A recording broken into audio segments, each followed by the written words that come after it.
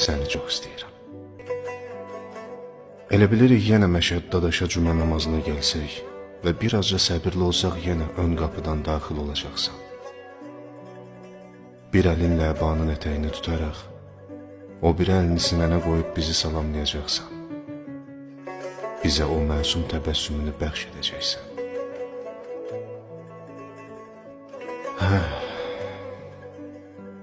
Sən demə Allah dostunu itirmək, ondan ayrılmaq belə olurmuş. Bilməmişik hacı.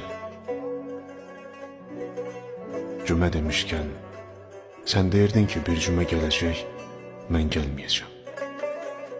Qəlbimiz sıxılırdı onda. Hərçənd bilirdik ki bu dünya fanidir. Bu dünyaya bir dəfə gələn bir dəfə də getməlidir. Amma bilirsən nə ilə təsəlli tapırdıq hacı?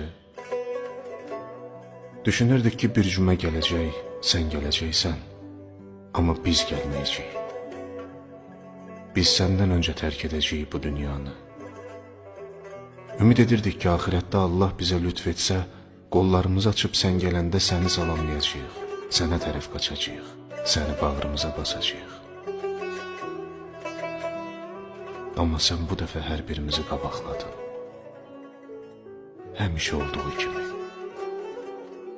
Bizi yetim qoyub getdin.